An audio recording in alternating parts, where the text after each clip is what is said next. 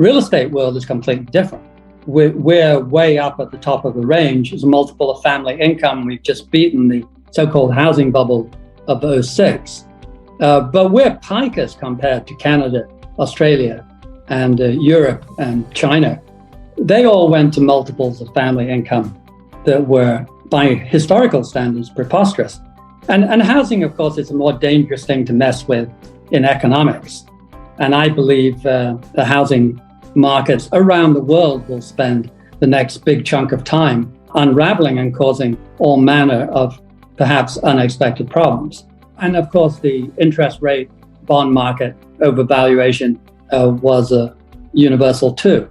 So we had, of the three bubbles, bonds was everywhere, and real estate almost everywhere. And the stock market, curiously, confined principally to the US. Why does there seem to be such a major current productivity crisis in the UK, maybe stretching back 20 years? There's a lot of science in South England, a lot of talent in the country, a democratic government. What's the fundamental thing going wrong there? Brexit was one of the worst self-inflicted wounds in modern times that any economy could pull, so that anyone who's building, any Toyota building a plant in Europe who might have built it in Scotland or the north of England will, of course, now be paid in a way to build it in Europe. And that isn't immediate. Some of it is pretty quick, but it goes on and on for decades. That has just lowered the growth rate of the UK. And then, of course, a lot of industrious Europeans who were settling happily in England and the UK, because of the combination of Brexit and COVID, went home and stayed home. And that's taken a lot of blood out of the system. And they were some of the most industrious people that were there. And yes, they tried very hard in terms of venture capital to gear up. And they will have, by the look of it, some success. But it's a bit like the tail trying to wag the dog. Much better than nothing. But the truthful answer is I don't know why they're quite so bad. What do you view as the fundamental mistake of post-war British history? How did things get so screwed up? It was really bad luck, because if you had taken a poll on, and they did, when you took a poll in England, do you approve of immigration? And you did it in 1947, 90% of the people disapproved. If you did it in 1957, it was 82. And gradually, people became accustomed to the idea of immigration, and it worked down into the 60s and finally to about 55%. And they decided to have Brexit, which became a vote on immigration. And they could never have picked a point with as favorable a vote on immigration. Indeed, the whole of London is pro-immigration and pro-Remain. But had they waited another 20 years, it would have been down to 42% and Brexit would have failed. So any time after World War II, you had a Brexit vote equivalent on immigration, it would have failed in England. Was Margaret Thatcher a successful prime minister?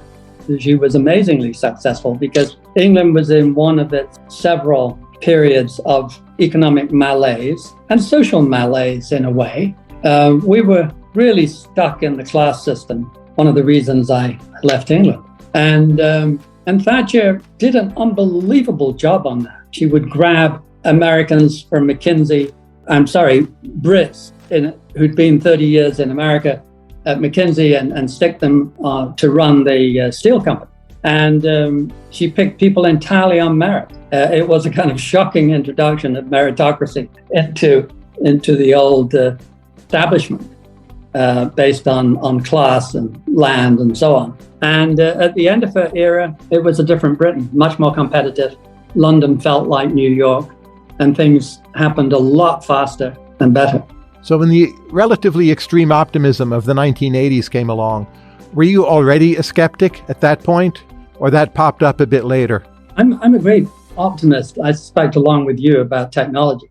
I think whatever success we're going to have will be on new technology. And I am a great fan of American venture capital. It is, I think, the last best American exceptionalism. We're not very exceptional at many things. We're exceptionally bad at plenty of things in America. But the VC, we have the best and the biggest, always have, and will for a considerable amount of time. It's very vigorous, and it attracts the very best foreigners too. They are shockingly encouragingly large fraction of the VC leadership, as you see.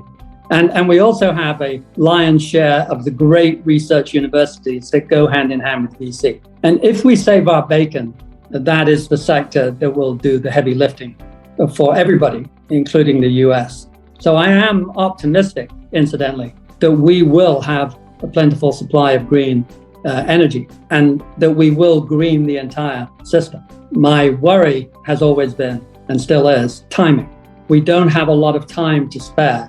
The damage we do is already pretty obvious and it's getting worse rapidly. And there are many flashpoints that the serious climate scientists will tell you about. We could pass them any time where the temperature in the far north releases methane and CO2 from tundra and from offshore frozen methane, clathrates they call them. And that could spiral the temperature out of control. The jet stream could shift. The equivalent ocean currents could shift. There are several of these potential self-reinforcing cycles that, and of course the classic one is you melt the ice reflected the sun, and now the dark ocean absorbs it, and the temperature goes up faster and more ice melts, etc. So we are really playing with fire, and we just don't know how long we've got, how high the temperature can go without triggering these points. You cannot find a serious climate scientist who would give you a guarantee that that will not happen. Some of them think it's very likely, some of them think it's unlikely, but all of them agree it can happen when you play with another degree or 2 centigrade. Who or what else would you describe as your major intellectual influences? I was a great fan of Jack Bogle's, hardworking, driven, honest man wanting to do the right thing by investors. Why has Boston been so central and so big in asset management? Is that accident, or you think there's a good reason? It has a good cluster of universities.